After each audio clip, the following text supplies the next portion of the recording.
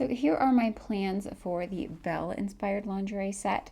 Now, if I'm being completely honest, Beauty and the Beast was not a movie that particularly resonated with me. I don't have any like emotional connection to it.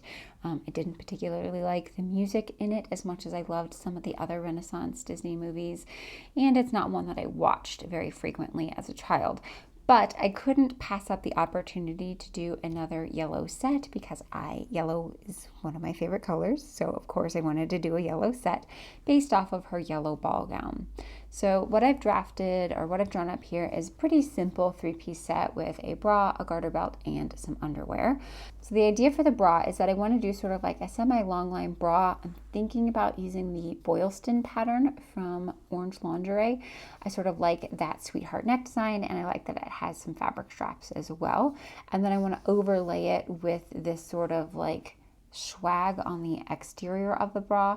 And I'm thinking about making that swag removable so that I could use the bra in the future, but I think it will really add to the effect. So let's take a look at the materials themselves. So the main material for the bra is going to be this stretch taffeta that I purchased from Fabric Wholesale Direct. This is the same sort of taffeta that I used in my Ariel corset, obviously just in a different colorway.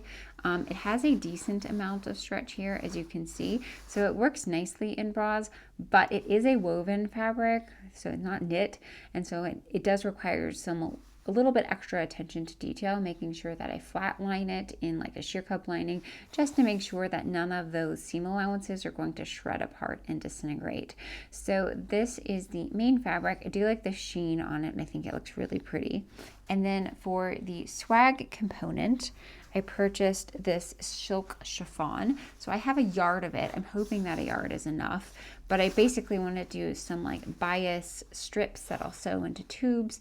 And then I'm hoping to do that sort of swag that moves around the shoulders and through the front of the bra itself. And doing it on the bias will give it a nice drape, I think. And so I think that looks really cool. I quite like that this is a different color than the taffeta itself. I like that it sort of adds some dimensionality to it. It makes me think of like the layers of her skirt and her ball gown. And then, of course, at the upticks of all of the swags, I purchased some of these really lovely silk roses to add in there. I know that in the movie Beauty and the Beast, there's something about like a rose in a glass cloche, and like by the time the last petal falls off, she has to figure everything out. I don't know, but I felt like the rose worked really well with this color story. I like how it sort of like is that nice deep contrast. So I think that it's worth putting the roses in there because it really like ties everything together to me and makes it a lot less just all yellow to have this little like points of contrast at the end of each of the swag. So I think these are really a gorgeous addition.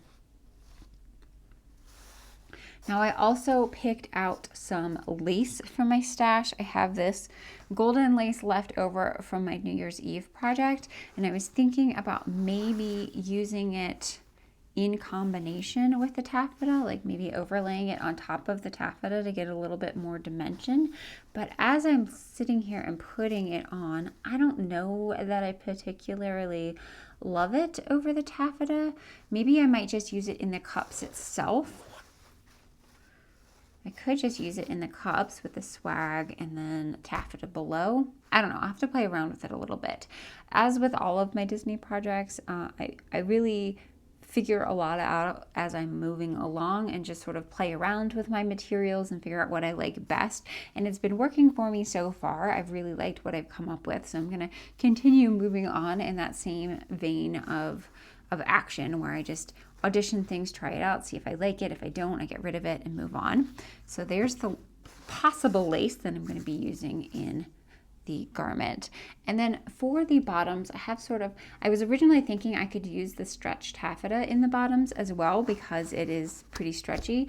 I don't know that it would be very comfortable because I think this is a polyester, so it would be kind of swampy down there to use this in the bottom. So I might go in and dye some micro lycra in like the honey mustard color to work for the bottoms. I could probably use the stretch taffeta for the garter belt, and I think that would work really well. The other option I have for the bottoms, if I don't use the stretch taffeta and I don't use some micro lycra, I also have this sort of golden crushed velvet. So this one was actually given to me by Emerald Erin, and it's really, really pretty. So I was thinking I might could use this for the bottoms as well. I like all of the texture and differences in these fabric choices, because I think when I think of Belle's ball gown, you know, you see all those different layers and stuff like that. And so I'm sort of like leaning into having all those different textures as being interesting.